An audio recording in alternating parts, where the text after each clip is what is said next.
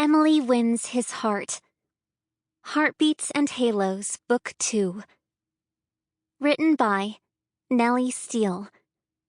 Narrated by Kaden, Catalina, and Spencer Brus. Chapter 1. Victor. Sera Lightwood. I couldn't get her out of my mind. From the first taste of her blood, she'd taken a foothold in my brain and refused to let go.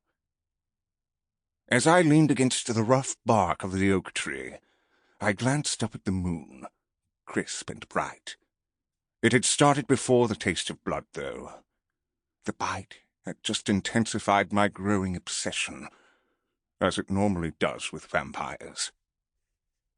I closed my eyes as I recalled the initial brush of her cheek, but nothing compared to the feel of her lips on mine, or the taste of that sweet, angelic blood. My nostrils flared as I sniffed the evening air. Sera had been gone for a while. I wondered if my bite had killed her. Laced with poison, I'd bitten her harder than I expected. But her delicate system must have withstood it. I opened my eyes and grinned into the night sky. I liked strong women. The scent of Sera grew stronger. I slipped around the other side of the tree, peering at the pathway nearby.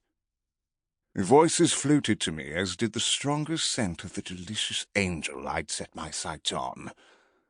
I licked my lips in anticipation of seeing her. She stepped into the glow of the street lamp lining the path, sending my heart fluttering. It quickly twisted into a knot as I spotted another figure with her. Chris Wright, the human doctor who had pursued her and won. My fingers curled into fists as I stared at him. He grinned at her before he slid his arm around her shoulders and pressed his lips to her forehead.